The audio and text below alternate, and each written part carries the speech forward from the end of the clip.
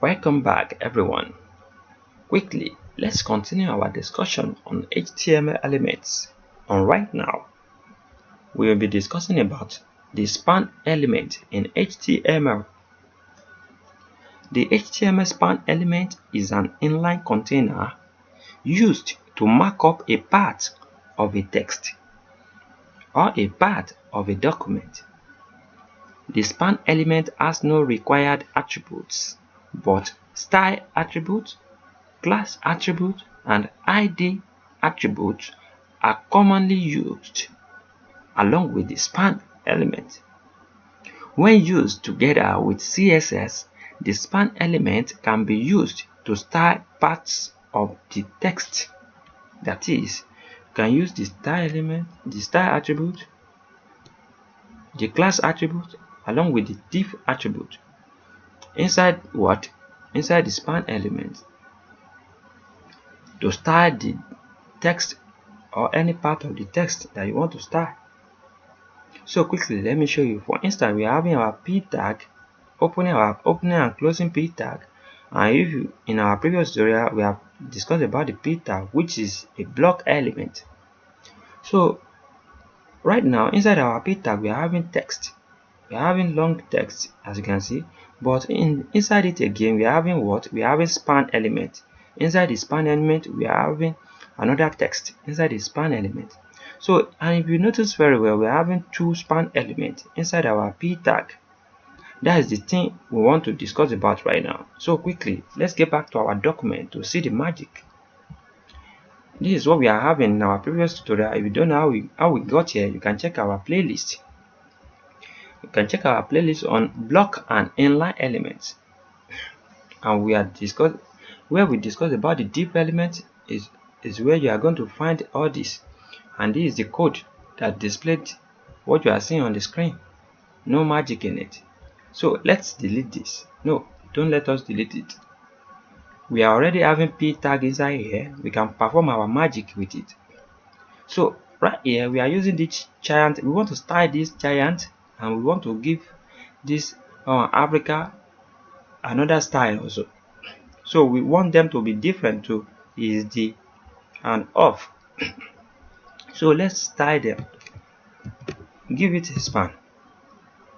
Copy this, remove this giant from here and place it inside your span. The same thing, write another span here. Remove the Africa from here and place it inside your span. Now let's style our span. Give it a style attribute. Along with what? Along with color property, along with the type of color we want to give it. Let's give it yellow. After that, let's give our Africa also the span inside our the span that we put our Africa inside. Let's give it another style also. Style attribute. Let's give it an index so you can be able to see what we are doing. So let's give this one also the style attribute here. Let's give it another color. Let's give it green. So let's give this one also width, font width, font weight. The font weight, we are giving it font weight. The both, let's give them font weight. Let's give them both. We have not discussed about the font weight in our next tutorial. In our future tutorial, we are still going to talk about it. But we have discussed about the color property, but we haven't discussed about the font weight property. We are going to discuss about it in the future tutorial. Just keep following along. But right now, if you notice very well, we have did the same thing, having two span elements inside our p tag, along with what? Along with the style attribute. They both are having style attribute along with properties, and we are giving each two properties along with the properties values, along with what? The text inside our span elements. So let's save our document and see how the giant and Africa will look in the document. The giant and Africa is the one we kept inside our span element, So let's reload our document to see what is happening inside it. Can you see the giant change to what? Change to yellow, while the Africa change to green. Let's give the Africa another color. Let's give it a brighter color, like let's give it orange. Let's reload the document. Can you see the giant of Africa is having orange right now? As you can see, Nigeria is the giant of Africa. As you can see, we have did the same thing from here. Here we use it in this manner, and here the same thing. We have did the same thing right here. As you can see, let's say for instance, we can change this color here to blue. Change this color here. You can leave this one like this. Can you see the same thing happens?